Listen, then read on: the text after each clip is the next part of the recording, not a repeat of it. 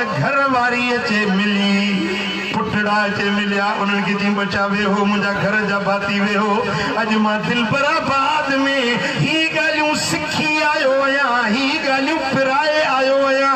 हाणे तव्हांखे बि इहे ॻाल्हियूं सेखारियां थो साईं फरमाइनि था इहो आहे इल्म खे नशर करणु पखेड़णु बे इल्मनि ताईं इल्म जी ॻाल्हि रसाइण साईं फरमाइनि था हिकिड़ो मां मोहम्मद सखी आहियां मूंखां पोइ ते इहो सखी अथव जेको इल्म जी ॻाल्हि सिखी वरी ॿियनि खे सेखारण हलियो आहे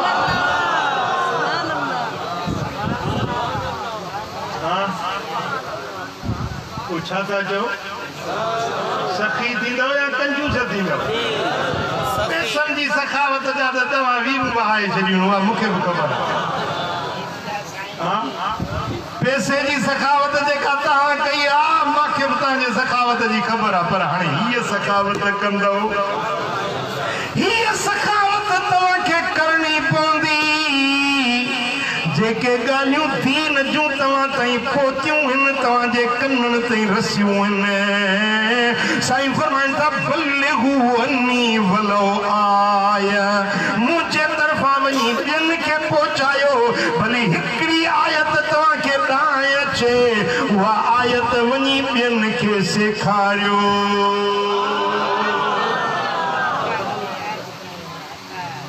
इहा सखावत आहे वॾो सखी इहो आहे जेको दीन जी ॻाल्हि ॿियनि ताईं पहुचाईंदो आहे बेख़बरनि खे बाख़बर कंदो आहे बे इल्मनि खे बा इल्म कंदो आहे चओ सल्लल्लाहु अलैहि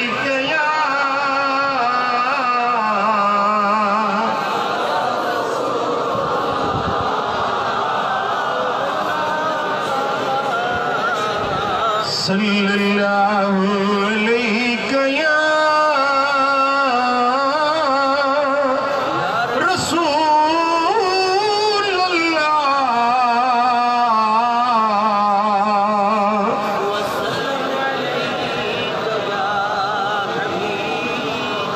सल्लल्लाहु अलैहि या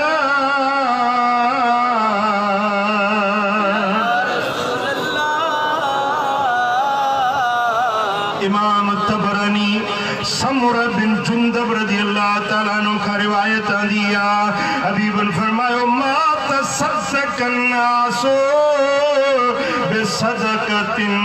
मिस्ल इल्मिन युनशरु का बि खैरात को बि सदको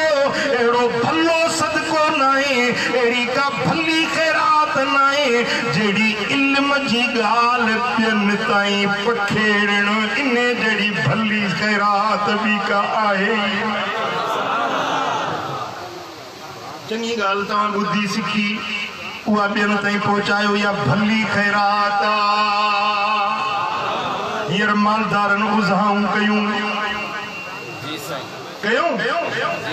मालदारनि खैरातूं कयूं उज़ाऊं कयूं पर जे तूं ग़रीब आहीं तोखे उज़हा जी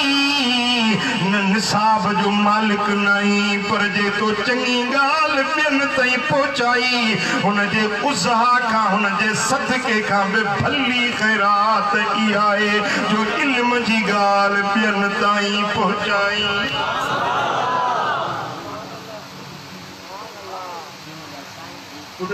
ध्यान कयो अॼु दौर ॾाढो नाज़ुक थी वियो आहे जिथे बि तव्हां वञो न वेहो रुके गुनाहनि जी बुराई जी बेफ़रमानी जी बेहयाई जी ॻाल्हि थी हले पई सफ़र में वञो गाॾी में वेहो होटल ते वेहो उताक में वञो रुके गुनाह जी ॻाल्हि इन दौर में तव्हां फ़क़ीर जेकॾहिं का चङी ॻाल्हि खणी निकिरो ऐं ॿियनि ताईं चङाई फैलायो तव्हां अल्लाह वटि प्यारा थी वेंदो अल्लाह जे रसूल वटि प्यारा थी वेंदो ॻाल्हि सम्झो था यो जरूरी ना है तो तवा बड़ा आलिम हुजो दस्तार बंदी हुजे तवा जी थियल या तवा मदरसे में पढ़िया हुजो न जेके तवा हिते चार गालियूं बुझियूं न इन्हनि गालियुनि जी जेका तवा के शुद्ध जान मिली इहा तवा ॿियनि ताईं पहुचायो इहा बि तव्हांजी तरबियत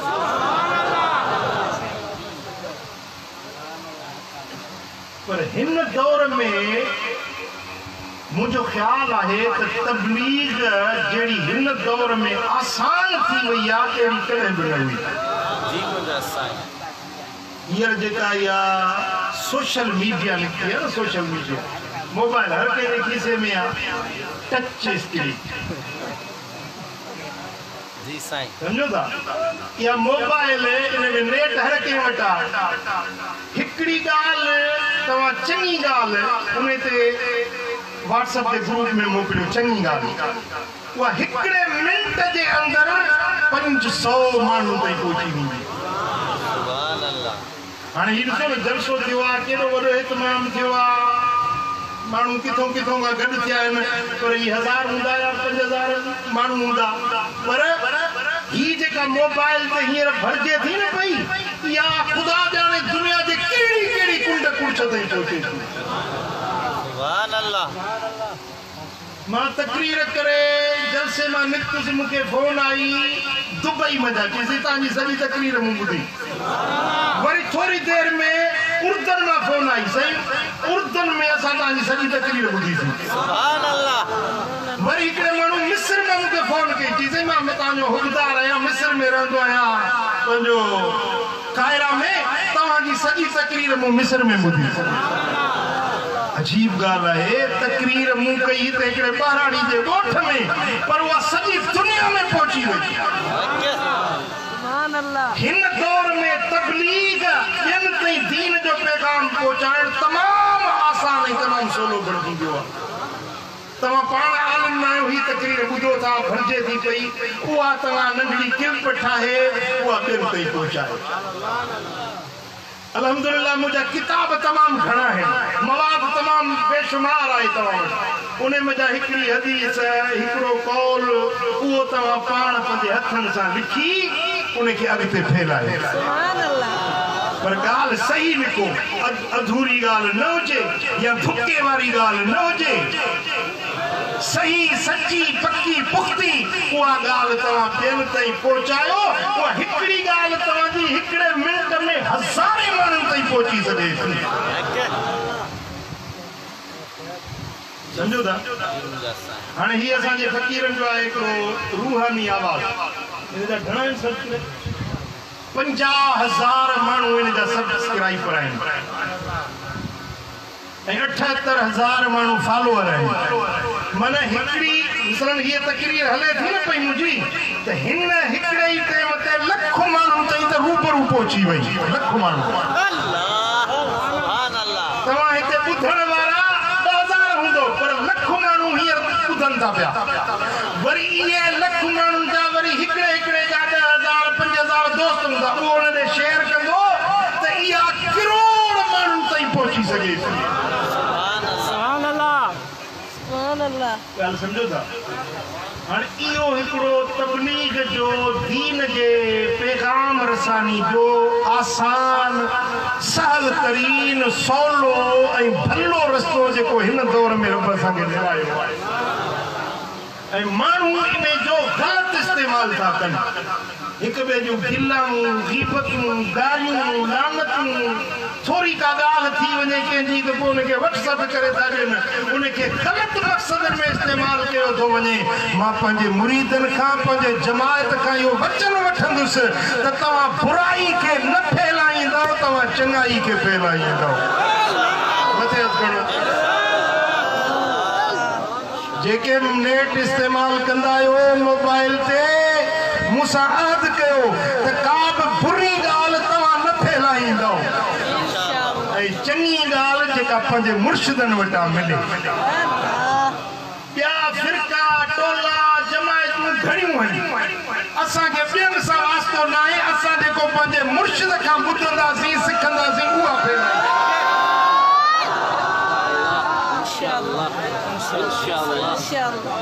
समझो था वाटो भी हथी को जाना के ही विया भिटाई जे दौर में के भी हुई पर अज असा जे दौर में 2000 खां मथे वाटो ते जे करे हर को ते तो मां हक दी वाट ते आया इन वाटन में हेडे होडे विंदासी तो पो असा भुलजी विंदासी रस्ते असुल रस्ते काई भुलजी विंदासी ते जे करे यक दर बगीर व महकुम बगीर हिकड़ो दर पंजे मुर्शिद जो वटबो गाल उने के फैलाए इंशाअल्लाह जी मुझे कबूला ॾिसो न हाणे इन नेट ते मूं ॾिठो आहे त बेहयाई गंदाई ऐं ग़लति राहुनि खे बि घणो फैलायो कूड़ियूं हदीसूं हथ जूं जोड़ियल हदीसूं ठाहे उहे माण्हुनि में फैलायूं वञनि थियूं त अहिड़ी का बि ग़लति शइ हुजे या जंहिंजी तव्हांखे तस्दीक न आहे उहा शइ तव्हां अॻिते न फैलाईंदव सम्झो था मसलन हिकड़े मानू बेअदबी कई आहे गुस्ताखी कई आहे त उन गुस्ताखी हुन त पंहिंजो कारो मुंहुं कयो पर तव्हां उनखे फैलायो दादा फलाणे हीअ गुस्ताखी कई आहे फलाणे हीअ गुस्ताखी कई आहे उनखे तव्हां शेयर कयो था माना गुस्ताखी में तव्हां बि पंहिंजो हिस्सो मिलायो था मूंखे ध्यानु कयो करो हिकिड़ो बादशाह हुजे वेठो पंहिंजे दरबार में हिकिड़ो माण्हू आयो फलाणे माण्हू तव्हांजे लाइ हीअं पे चयो तव्हांखे घटि वधि हे लफ़्ज़ पे चई त बादशाह अहिड़ो आहे अहिड़ो आहे अहिड़ो आहे फलाणे माण्हू हीअं पे चयो बादशाह जलाद खे हुकुम ॾिनो त हिन जी ज़बान कट मूं त हुन जी ॻाल्हि कई मुंहिंजी ज़बान छो थो कटी चई हुन अलाए चयो अलाए न चयो मूं ॿुधो न ॿुधो तूं त मुंहिंजे साम्हूं वेठो थो चवई न किसी मां पाण नथो चवां मां हुन जी ॻाल्हि थो कयां मां त इहो थो चवां न त हुन जी ॻाल्हि त मूं ॿुधी कोन तुंहिंजी त ॿुधां थो न वेठो रूबरू तूं मुंहिंजे साम्हूं वेठो थो चवई चई हिन जी ज़बान कटियोसि हाणे हिकिड़े बेअदबी या गुस्ताखी कई हज़रत उस्मान गनी के घटि वधि ॻाल्हाई हज़रत अबू बकर सिद्दीक़ सैयद सिद्दीक़ीन सोने जे शान में के नाशाइस्ता लफ़्ज़ ॻाल्हाई हज़रत मौला अली जे शान में नाशाइस्ता लफ़्ज़ ॻाल्हाई तव्हां उनखे फैलाए तव्हां ख़ैर ख़्वाही था कयो त हिनखे गुस्ताख खे ज़ाहिर कयां त फलाणे जी गुस्ताखी कई आहे पर इहा तव्हांखे ख़बर न आहे त तव्हां ख़ुदि गुस्ताखी फैलाइण में मदद करे रहिया आहियो समझो था हुन चयो या न चयो तव्हां पंहिंजे वाल तां उनखे फैलायो था त तव्हां बि गुस्ताखी फैलाइण में तव्हांजो बि हिसो थी वियो तंहिंजे करे जेकॾहिं का बुरी ॻाल्हि अचे थी न त उनखे उते ई डिलीट करे छॾियो उनखे ख़तमु करे छॾियो अॻिते न फैलायो इंशाअल्लाह जेकॾहिं फैलाइणी आहे त चङी ॻाल्हि सुठी ॻाल्हि उहा अॻिते फैलायो तव्हांखे सुठियूं ॻाल्हियूं कोन थियूं नज़र अचनि जो हर बुराई खे फैलायो था हज़ारे सुठियूं ॻाल्हियूं आहिनि उहे सुठियूं ॻाल्हियूं छॾे ऐं बुराई खे फैलायो त इहो फ़क़ीर खे ज़ेब नथो ॾिए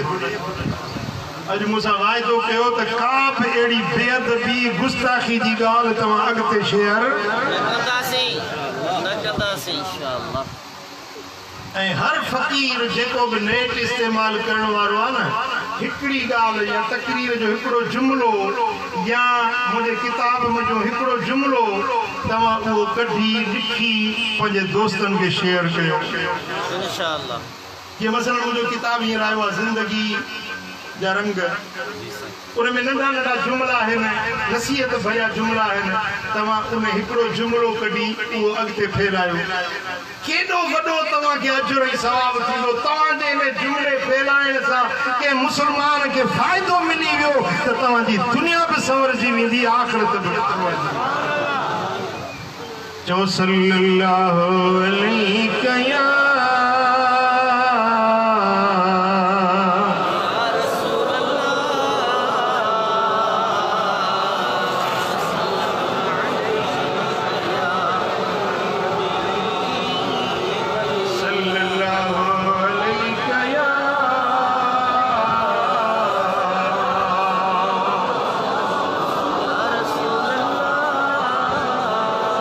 ॾिसो थोड़े ध्यान कयो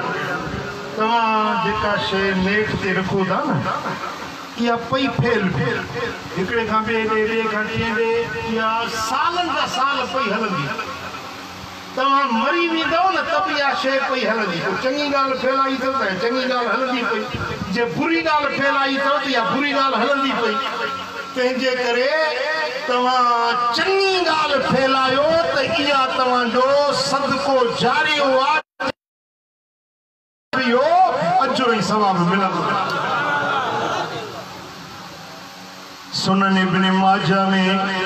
हज़रत अबू हुरैरा रज़ी अल्लाह तआला अन्हु का रिवायत आहे मुंहिंजा सोना हबीब था फरमाइनि इन मिम्मा यलहकुल मुमिन मिन अमलिही व हसनातिही बाद मौतिही इल्मन अल्लमहू व नशरहू सुजाग बेटा हो सुभान अल्लाह साईं फरमाइनि था त माण्हू मोमिन बानो मरी वेंदो आहे उन जे मरण खां पोइ कुझु कम अहिड़ा आहिनि जेके मरण खां पोइ बि उन जो नेकियूं ऐं सवाब जारी रहंदा आहिनि मरण खां पोइ बि उनखे अजर ऐं सवाब मिलंदो रहंदो आहे उहे ॻाल्हियूं जेके मरण खां पोइ बि तव्हांखे जन जो अजर मिले उन्हनि मां पहिरीं ॻाल्हि इहा आहे इल्मन अल्लमहू व नशरहू इल्म जी ॻाल्हि जेका सिखियो वरी ॿियनि ताईं फैलायव इन फैलाइण जो अजर ऐं सवाब तव्हांजे मरण खां पोइ बि तव्हांखे मिलंदो रहंदो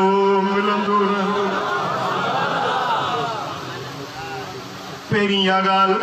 ऐं ॿी ॻाल्हि साईं फरमाइनि था वलदन सालिहन तरकहू जे माण्हू पंहिंजे पुठियां सालियो औलाद छॾियो बच्चो नेक सालियो फर्मा बरदार दीनदार बच्चो पुठियां छॾियईं उहो बच्चो जेकी इबादत कंदो नेकी जा कम कंदो उहो सवाब जेतिरो बच्चे खे मिलंदो ओतिरो अबे अमड़ जे दफ़्तर में बि लिखबो रहंदो औलाद सालियो छॾियईं न इन जे मरण खां पोइ बि इन जो सवाब जारी ऐं सारी रहंदो सवाब ख़त्म न थींदो औ मुसहफन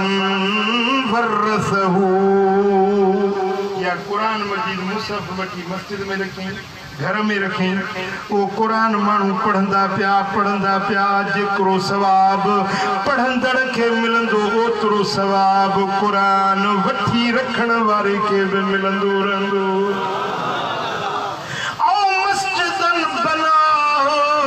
या के मस्जिद सगोरी ठाही या मस्जिद जिस ताईं मौजूद हूंदी माण्हू निमाज़ पढ़ंदा पढ़ण वारनि खे त सवाब मिलंदो पर मस्जिद ठाहिण वारे खे बि ओतिरो सवाब मिलंदो रहंदो औ बैतन लिइब्न सबील बना या को मुसाफिर खानो मुसाफिरन जे लाइ को मुसाफिर खानो ठाहियईं जेसी ताईं इहो मुसाफिर खानो मौजूद आहे एसी ताईं इन जे ठाहिण वारे खे अजर ऐं सवाब मिलंदो रहंदो औ नहरन अजरा या को वाटर खोटायईं नहर खोटायईं उन नहर जो माण्हू पाणी पीअंदा बनियूं आबाद थींदियूं उन मंझा माण्हुनि जी रोज़ी रोटी जो इंतज़ाम थींदो जेतिरो सवाब उन्हनि माण्हुनि खे मिलंदो ओतिरो सवाब नहर खोटाइण वारे जे दफ़्तर में लिखी औ सदक़तन अखरजहा मिन मालिही फी सेहतिही व हयातिही तलहक़ुहु बाद मौतिही चाक चङो भलो हुजे उन सेहत वारे दौर में पंहिंजे हलाल माल मञा जेका ख़ैरात कढी ज़कात खैरात कढई उन जो सवाब बि मरण खां पोइ बि उनखे मिलंदो रहंदो मिलंदो रहंदो मिलंदो। पोइ छा था चओ तव्हांखे इहो अजर खपे या न खपे? मौत त आहे न मथां भरियो बीठो आहे न अॼु न सुभाणे सुभाणे न वरी ज़रूरु मौत ईंदो। मौत मथां भरियो बीठो आहे पर उहो की करे वञो जेको मरण खां पोइ बि तव्हांखे अजर ऐं सवाब मिलंदो। भले खां भली ॻाल्हि जो पहिरीं ॻाल्हि जेका मदीने वारे साईं फरमाए त इल्म जी ॻाल्हि सिखणु वरी ॿियनि ताईं फैलाइणु। चङी ॻाल्हि पाण बि अमल करे ऐं ॿियनि खे बि उन ते अमल करण जी तौफ़ीक़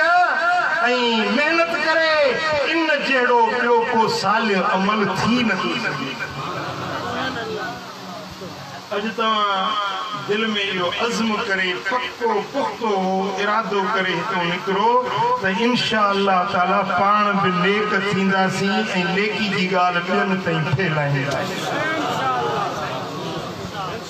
ज़बान जे ज़रिए कलम जे ज़रिए नेट जे ज़रिए जंहिं बि सूरत सां थी सघी नेकी जी ॻाल्हि ॿियनि ताईं। अगर तव्हां इन हिकिड़ी ॻाल्हि ते अमल कयो त मां सम्झंदुसि त मुंहिंजी महिनत सभु सजाई। अल्लाह करीम जल शान असां सभिनी खे अमल जी तौफ़ीक़ नसीब फरमाईंदो। रब करीम असां सभिनी खे नेकी जे फैलाइण में